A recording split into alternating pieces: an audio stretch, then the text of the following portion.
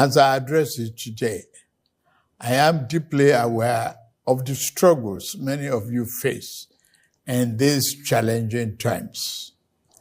Our administration knows that many of you struggle with rising costs and the search for meaningful employment.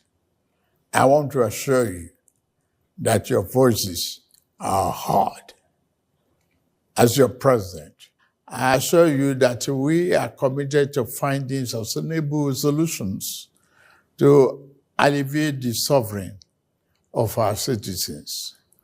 Once again, I plead for your patience as the reforms we are implementing show positive signs, and we are beginning to see the light at the end of the tunnel. Exactly 64 years ago, our founding fathers chose democracy as a form of government and launched the dream of a great country that would lead the rest of Africa out of poverty, ignorance, and underdevelopment. A beacon of hope for the rest of Africa and the world. Over 6 decades later, we can look back and Nigerians worldwide can see how well we have succeeded in realizing the lofty dream of our founding fathers. The world is witnessing and benefiting from the can-do spirit of Nigerian people, our massive intellectual capacity, and our enterprise and industry in all vocations, from art to science, technology to infrastructure. The dreams that our founding fathers envisaged are still work in progress. Every day, we put our hands on the plow, determined to do a better job of it. While it is tempting to focus on what has been left undone and where we have stumbled as a nation, we must never lose sight of how far we have come in forging and holding our country together. Since independence, our nation has survived many crises and upheavals that led to the dissolution and disintegration of many other nations worldwide. 6 years after independence, our country descended into a political crisis that led to a bitter and avoidable civil war.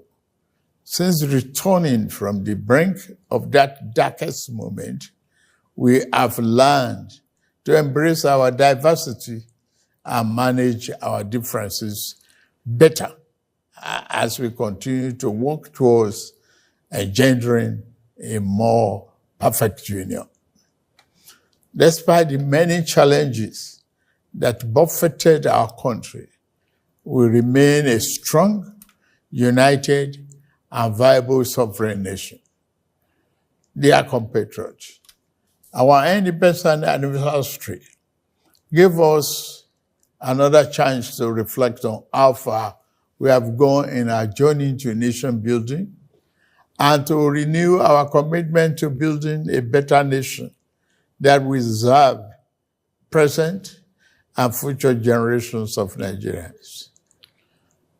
While we celebrate the progress we have made as people in the last 64 years, we must also recognize some of our missed opportunities and mistakes of the past if we are to become one of the greatest nations on earth, as God has destined us to be. Our mistake must not be follow into the future. My administration took over leadership of our country 16 months ago at a critical juncture. The economy faced many headwinds and our physical security highly impaired. we found ourselves at a decent crossroad where we must choose between two paths: reform for progress and prosperity, or carry on the business as usual and collapse. We decided to reform our political economy and defense architecture. On the security front, I am happy to announce to you, my compatriots, that our administration is winning the war on terror and banditry. Our target is to eliminate all threats of Boko Haram, banditry, kidnapping for ransom, and the scourge of all forms of violent extremism. Within 1 year, our government has eliminated many Boko Haram and bandit commanders faster than ever. As of the last count, over 300 Boko Haram and bandit commanders have been eliminated by our gallant troops in the northeast, northwest, and some other part of the country. We have restored peace to hundreds of communities in the north, and thousands of our people have been able to return home. It is an unfinished business, I agree, which our security agencies are committed to ending as quickly as possible. As soon as we can restore peace to many communities in the troubled part of the north, our farmers can return to their farms. We expect to see a leap in food production and a downward spiral in food costs. I promise you, we shall not falter on this. Our government has been responding to the recent natural disasters, particularly the flooding in the part of the country. After Vice President Kashim Shettima visited Maiduguri, I also visited to assure our people that this federal government will always stand with our people in their times of trouble. At the last meeting of the Federal Executive Council, we approved a disaster relief fund to mobilize private and public sector funds to help us respond faster to emergencies. Our government has also ordered integrity tests of our dams in the country to avert future disasters. The economy is undergoing the necessary reforms and retooling to serve us better and more sustainably. If we do not correct the physical misalignment that led to the current economic downturn, our country will face an uncertain future and the peril of unimaginable consequences. Thanks to the reform, our country attracted foreign direct investment worth more than $30 billion in the last year. Fellow compatriots, our administration is committed to free enterprises, free entry, and free exit in investment while maintaining the sanctity and efficacy of our regulatory processes.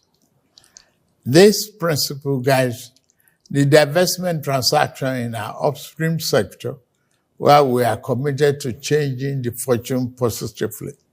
As such, Exxon Mobil Seplat divestment will receive ministerial approval in a matter of days, having been concluded by the regulator, NUPRC, in line with the Petroleum Industry Act, PIA. This was done in the same manner as other qualified divestment approved in the sector.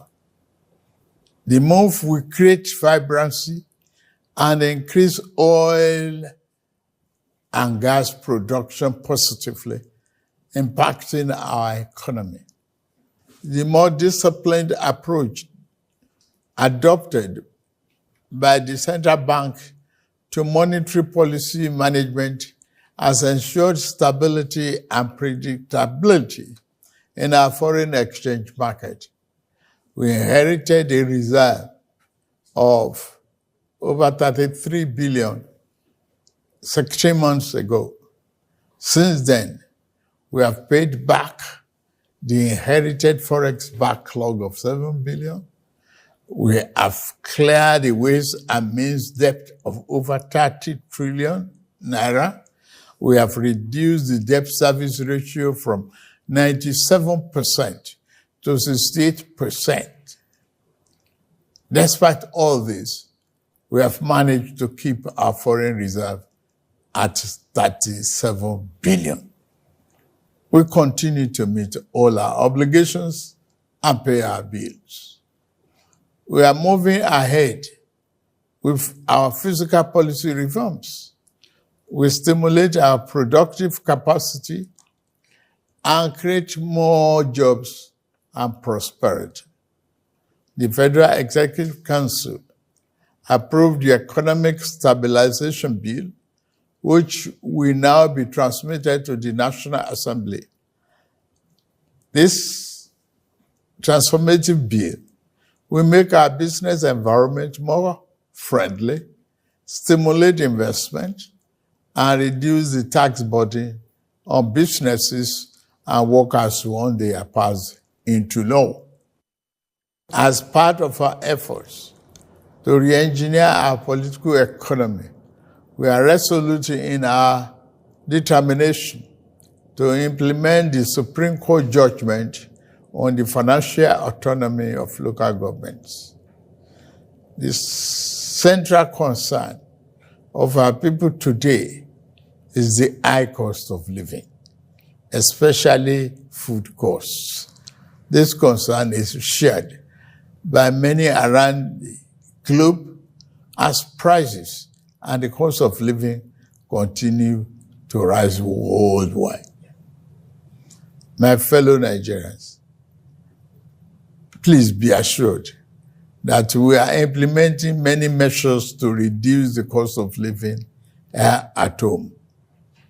I commend the governors, particularly in Kebbi, Niger, Jigawa, Kwara, Nasarawa, and other Southwest governors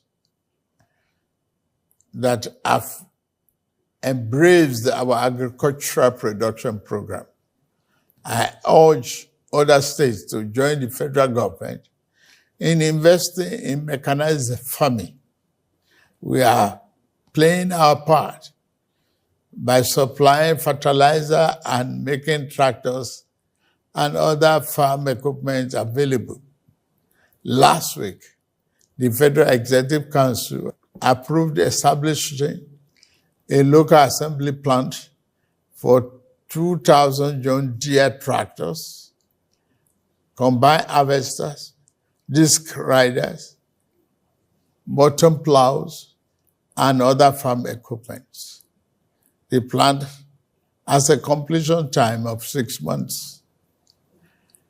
Our energy transition program is on course.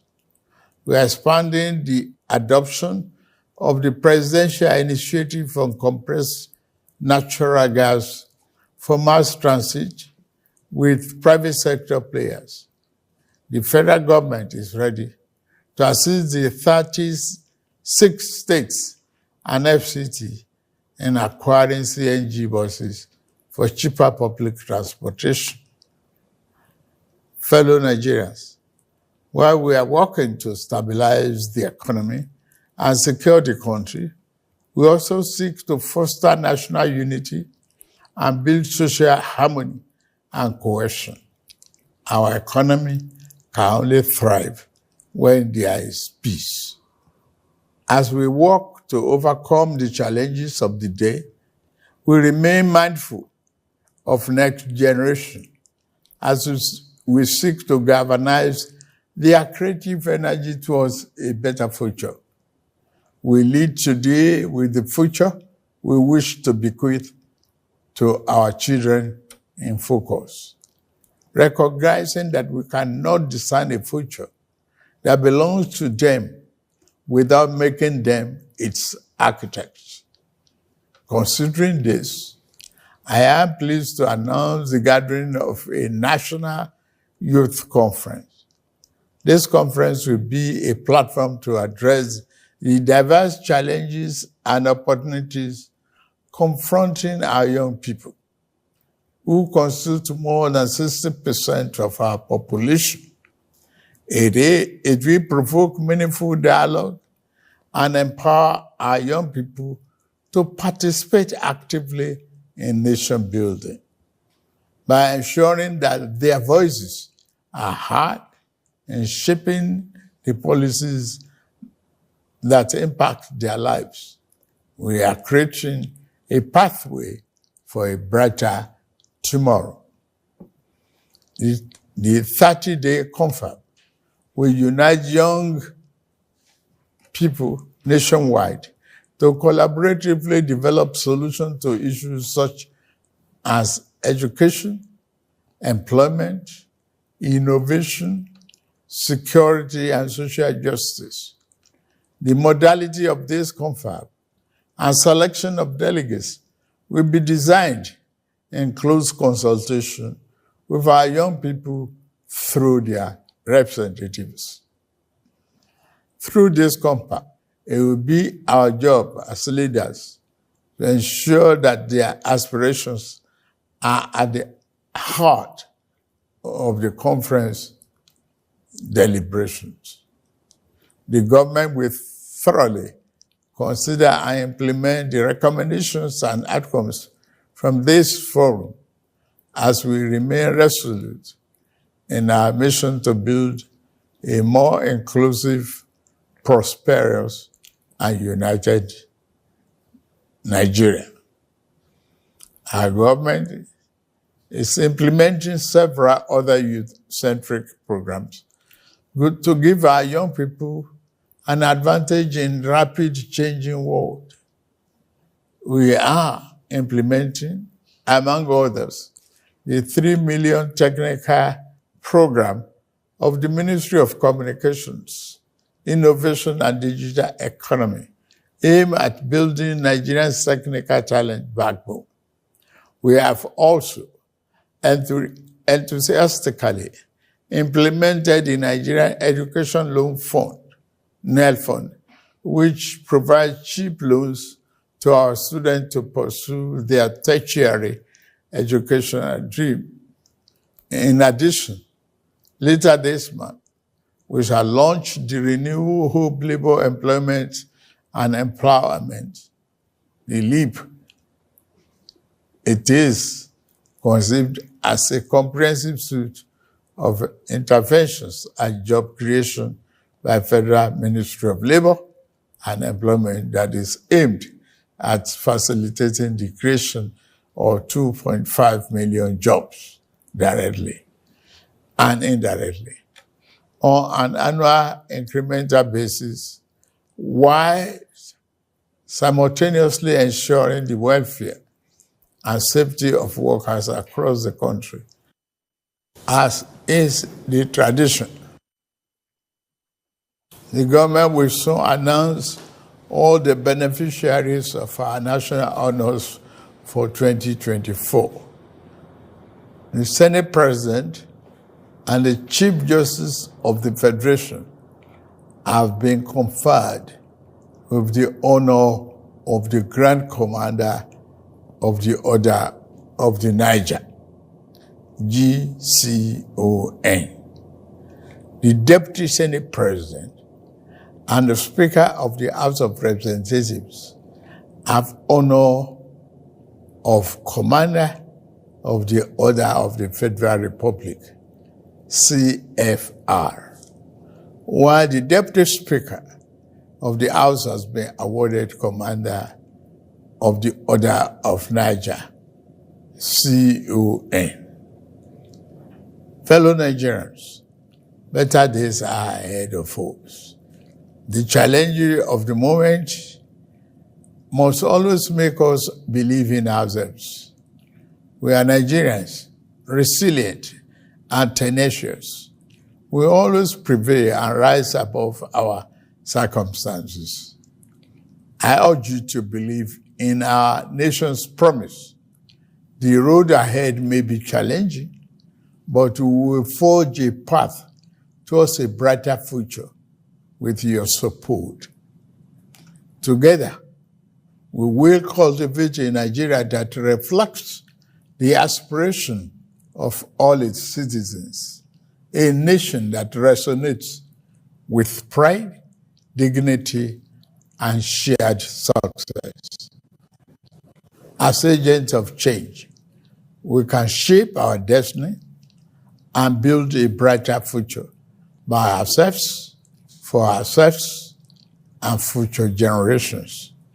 Please join us and join our administration in this journey towards a brighter future. Let us work together to build a greater Nigeria where every citizen can access opportunities and every child can grow up with hope and promise. May God continue to bless our nation and keep members of our armed forces safe. Happy Independence Anniversary, fellow Nigerians.